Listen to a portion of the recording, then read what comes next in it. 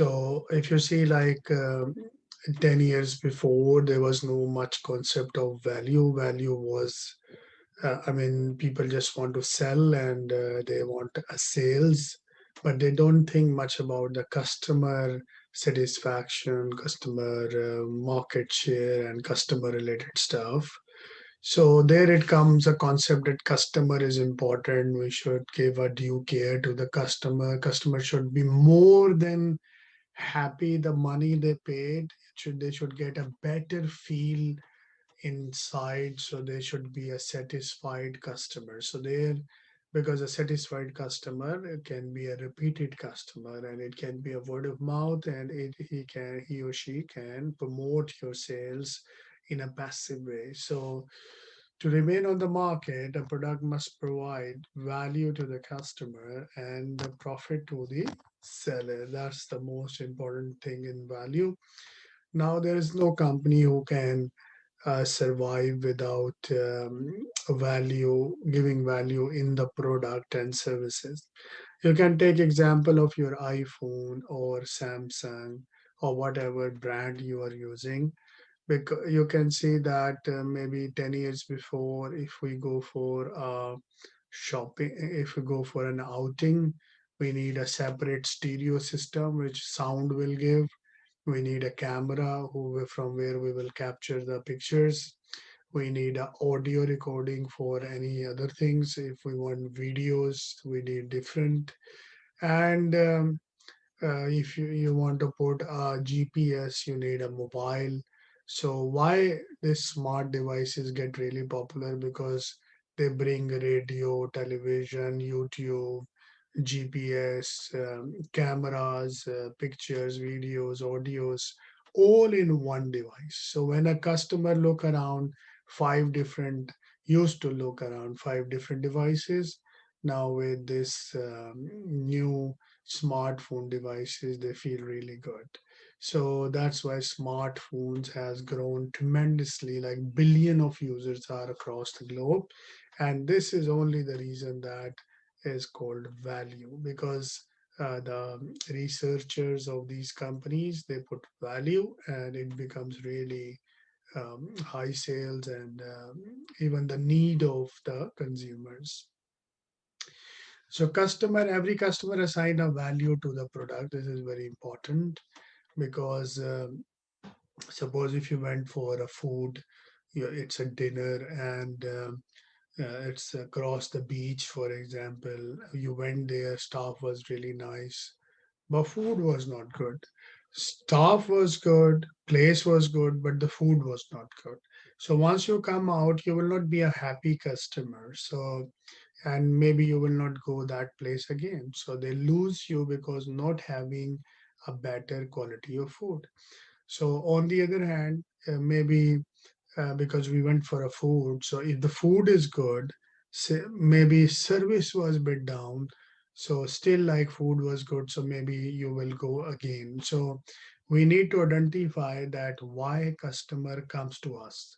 For example, a customer comes to us for sitting, they like the place, they like the staff, they like the atmosphere, or they like your products and services. So that's the first thing to start with. The producer can affect the customer's perception by valuing the differentiating. Differentiating means differencing your product from the others. So example, if I go to a restaurant, same example, the food is very hygienic and fat free and controlled, sugar free or sugar controlled, and if I like that way, so you can differentiate your recipes, your other things, anything you want to differentiate from your competitors. That will be a good strategy. And lowering the price, most of the people um, do matter a price, but of course there are luxury items where price does not matter. For example, if you want to spend your holidays in New York, if it becomes from $10,000 to $11,000, doesn't make any difference. But if you are talking about rice, wheat, bread, eggs, If they become $10,000 for $10,001, it is going to create a big impact because this is a necessity. So how economics works in different products is a very interesting thing. So the producer is going to get a profit, and it is profit is an accounting word, which means that you have a cost and then you add your profit, and then your sale price comes. When we go to a shop and ask how much it is for, they say that this is for, say, $10. So we assume that there is a profit and there is a cost of the producer. So it's already embedded in the sale. So all cost, profit margins, and then this is the consumer surplus. What is consumer surplus? This is totally not in money terms. This is purely in feelings, abstract. It's satisfaction. It's purely non-monetary. So we want to create a value surplus from the customer. Customer is happy more than what he or she paid for. That's the concept of the consumer surplus. Now we have to bring value in our product and services. So we have to adopt the value chain model. So what is value chain model? It's very logical. Suppose, see, if I want to look nice as a customer services in my company, I can wear a nice dress. I can be very nice in talks. I can be very caring. But if a customer comes and asks me what is my last 1 month spending, so this is I don't know. So I have to coordinate with finance department. Now, finance department knows what is payment, what is receipt, what is debit, but they need IT department to give them a software who is good, friendly, easy to use, and it's available all the time. So in that case, you're talking about customer services, that is a primary activity, and a combination of information technology. Sometimes you need more than two departments to involve in. So you can see that value in a product will come when you have a coordination between your primary and your supportive activities.